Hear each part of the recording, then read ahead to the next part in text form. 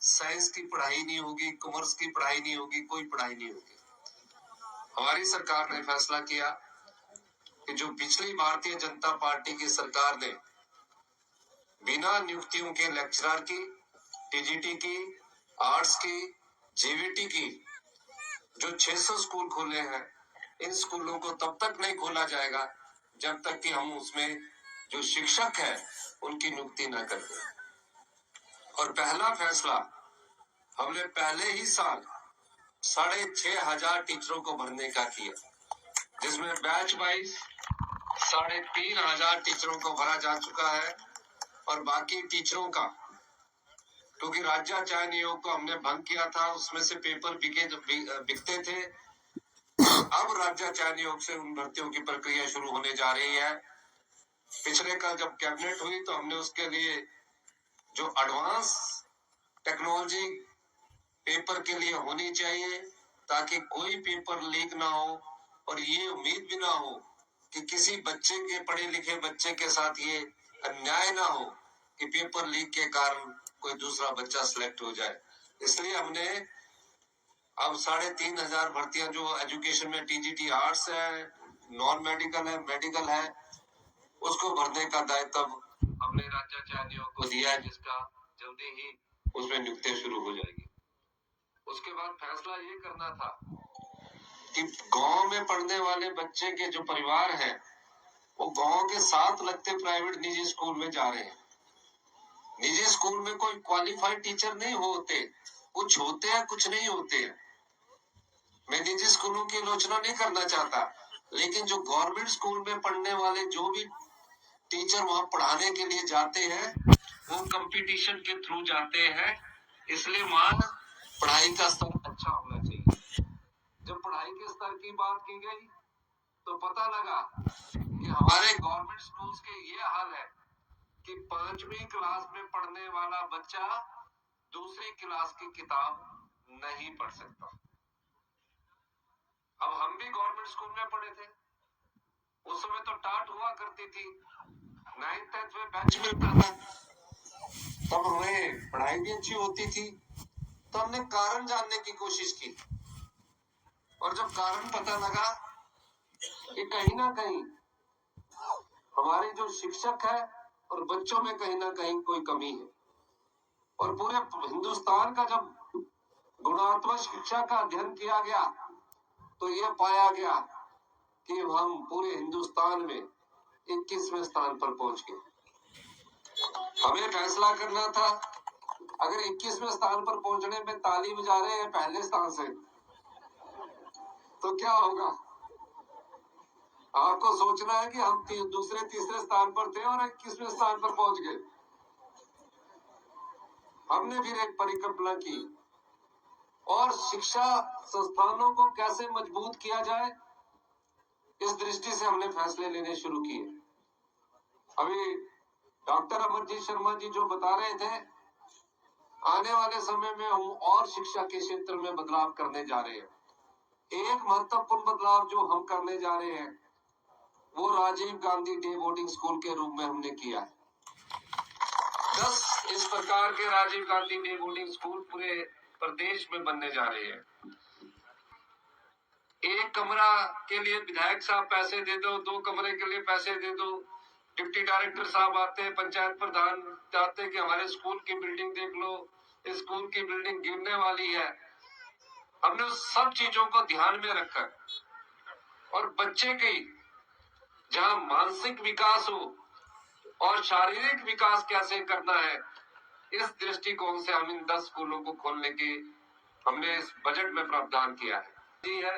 पालमपुर है, गगरेट है, ज्वाली है, फतेहपुर है, बड़सर है और गगरेट है।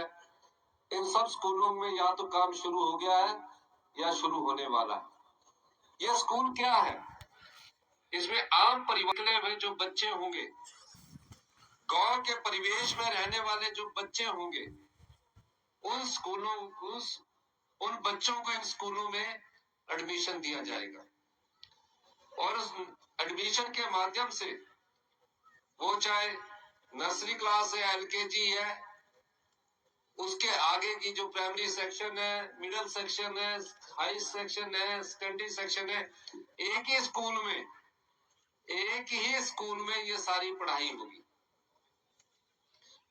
और उसके साथ ये भी प्रयास किया जाएगा कि जब पढ़ने का वक्त है तो पढ़ा जाए, और दिन में जो खाने का समय होगा वो खाने का जो लंच के लिए भी वो स्कूल के द्वारा बच्चों को उपलब्ध करवाया जाएगा। शाम के समय वो अपने माता पिता के पास अपने घर जा सकते हैं।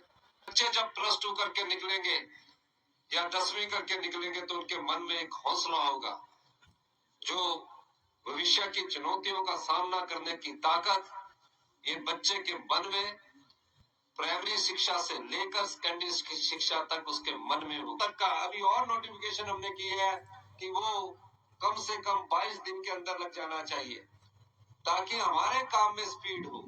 इस दृष्टि से भी हमने बदलाव किया। और जो बिल्डिंगें 4-4 साल 5-5 साल नहीं बनती है, उसमें मैक्सिमम टाइम हम 2 से 2.5 साल के बीच में ही देना चाह रहे हैं, उससे ज्यादा हम टाइम नहीं देना चाह रहे, ताकि स्कूल भी जल्दी बने और संस्थान भी जल्दी बने। ग्रामीण अर्थव्यवस्था के लिए हमने इस बार बजट में यह प्रावधान किया है कि आप जो गाय का दूध है, हिमाचल प्रदेश का मिल्क फेडरेशन जो सरकारी संस्थान है, उसके गुणात्मक के आधार पर 45 रुपए किलो गाय का दूध खरीदेगा और 55 रुपए किलो भैंस का दूध खरीदेगा। गांव में जिन्होंने गाय भैंस रखी होती है उनसे भी हमने कहा है कि आप गोबर आधारित जो खेती करेंगे, यानी कि जो प्राकृतिक तरीके से खेती की जाएगी, जो पहले गोबर के आधारित खेती की जाएगी, उससे 30 रुपए किलो मक्की खरीदेगी सरकार, खरीदेगी, और 40 रुपया गेहूं सरकार खरीद रही है। इस वर्ष हमने 4000 मीट्रिक टन मक्की खरीदी और किसान को 30 रुपए प्रति किलो के हिसाब से पैसा दिया, और जो दूध खरीदा वो 45 रुपए प्रति लीटर गाय का और 55 रुपए प्रति लीटर भैंस का दूध खरीदा। मनरेगा में जो लोग लगे रहते थे उनको दिहाड़ी 240 रुपए मिलती थी। इसी ग्रामीण अर्थव्यवस्था को मजबूत करने के लिए हमने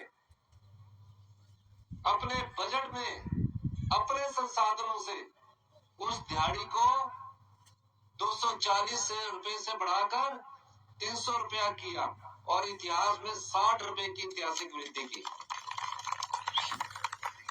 60 रुपए की ऐतिहासिक वृद्धि की। ये सब ग्रामीण अर्थव्यवस्था से जुड़े, ग्रामीण अर्थव्यवस्था को मजबूत करने की दृष्टि से हम बहुत अधिक काम कर रहे हैं। अगर आप बगीचा लगाना चाहते हैं, अगर आप आम पैदा करना चाहते हैं, अमरूद पैदा करना चाहते हैं, आप लोग इकट्ठे होकर एक क्लस्टर में आइए। 150 करनाल 100 करनाल जिसके 50 जगह है उसमें लगाइए। सरकार आपको मुफ्त में वो बगीचा लगा कर देगी, लेकिन देखभाल आपको करनी होगी।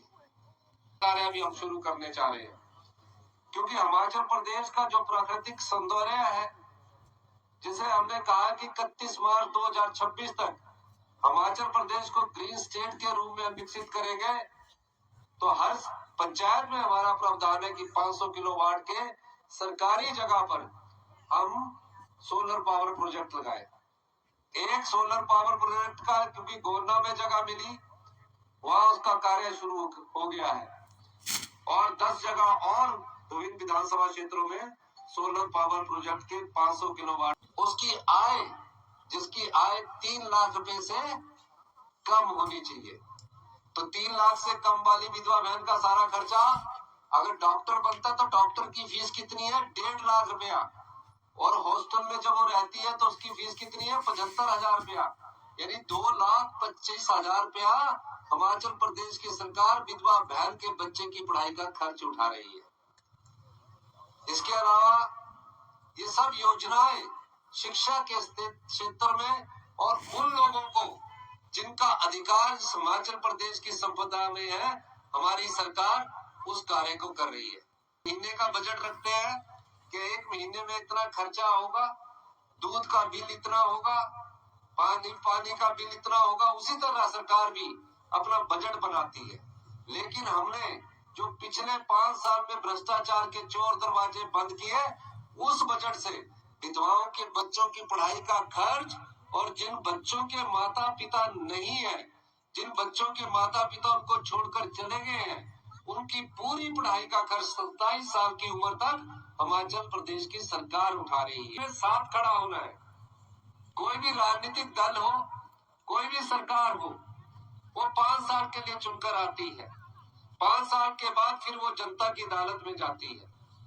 लेकिन हम ये सोचकर काम करते हैं कि हम आज आए हैं और आपके लिए फैसला करने के लिए आए हैं। हम आपको गुणवत्ता वाला पानी नहीं दे सकते, और शिक्षा के स्तर में भी गुणवत्ता नहीं दिए। बच्चे पढ़े, फीस और ओहदे, लेकिन ऐसा करके हम आप लोगों को धोखा दे रहे हैं और आप भी धोखा खा रहे हैं। अच्छा बने, मेरा बच्चा पढ़ लिख कर अच्छा इंसान बने, अच्छी नौकरी मिले, तो उसको गुणात्मक शिक्षा देना बहुत जरूरी है। का सामना करने के लिए उन्हें तैयार कर रहे हैं।